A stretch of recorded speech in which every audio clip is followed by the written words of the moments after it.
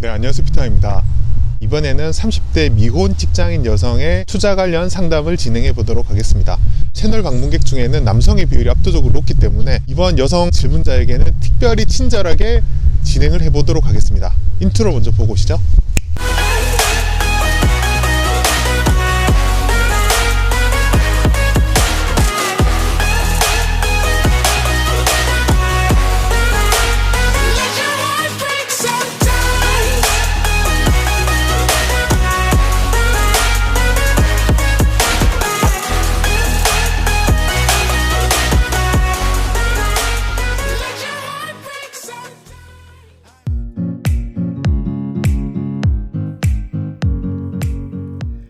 직장생활 10년 차인 30대 여성입니다. 그동안 돈을 모아야겠다는 생각은 1도 못하고 쓰고 남은 돈을 은행에 모아두기만 했어요. 적은 돈이지만 늦게라도 굴려볼까 하는데 어디에 얼마나 투자해야 할지 고민입니다. 처음 주식을 시작할 때 자본금을 얼마로 해야 정신건강에 좋을까요? 또 가진 돈의 얼마 정도를 굴리면 효율적일지 조언을 부탁드립니다. 질문하신 내용으로 볼 때 디테일한 이야기보다는 원칙적인 부분을 좀 설명을 해드리는 것이 도움이 되지 않을까라고 생각을 합니다. 우선 30대 미혼 여성이며 만일 주식 투자를 한다고 하면 좀 긴 호흡으로 앞으로 한 20-30년 정도 투자를 할 걸 염두에 두고 처음에 1-2년 정도는 투자 경험을 쌓는 것이 중요하지 않을까라는 생각을 합니다. 그런 측면에서 일단 자기 자금을 어느 정도 넣은 상태에서 투자 경험을 쌓아가는 게 중요한데요.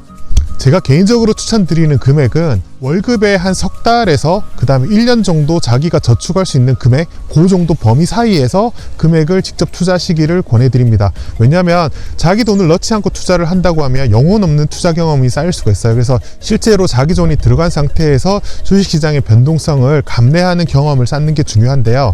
1년 저축 금액을 넘어가지 말라고 하는 이유는 너무 금액이 크면 그 경험을 쌓는 과정에서 멘탈이 나갈 수가 있기 때문입니다. 혹시 여러분 중에 1년 동안 모으는 금액이 석 달 월급보다 작다 라고 이제 하소연을 혹시 하신다면 비용 절감하는 것부터 먼저 연습을 하셔야 되지 않나 뭐 그런 생각이 들기도 합니다. 네, 추가로 조언 드리고 싶은 것은 투자금의 한 5-10% 정도를 강의나 책을 읽는데 할애하시라는 겁니다. 무작정 투자를 하다 보면 그 정도 돈을 잃는 것은 다반사로 일어나기 때문에 처음 배우는 입장에서 그 정도 돈을 할애하는 것은 나중을 위해서 큰 자산이 됩니다. 강의를 찾아 들을 때는 막 나만 믿고 따라오라고 그냥 떠벌리는 그런 분보다는 차분하게 자신의 투자법을 알려주면서 스스로 잘 판단하고 경험해 보시라고 조언해주는 분들의 강의를 듣는 것이 투자 경험을 쌓는 데는 더 도움이 됩니다.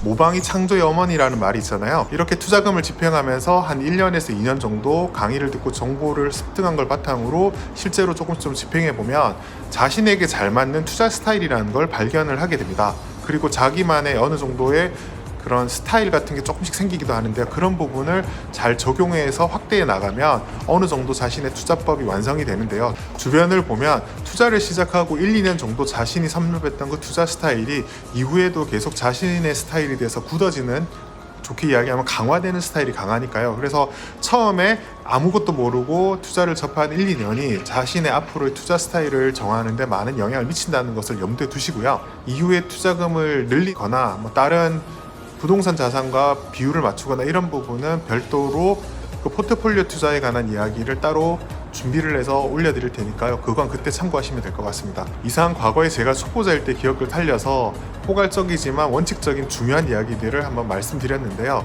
제가 답변드린 내용이 질문 주신 여성분의 투자 인생과 앞으로 삶의 질에 조금이나마 긍정적인 영향을 주었으면 좋겠습니다. 이상 피터왕입니다. 구독하기, 좋아요, 잘 읽었다는 댓글 남겨주세요. 큰 힘이 됩니다.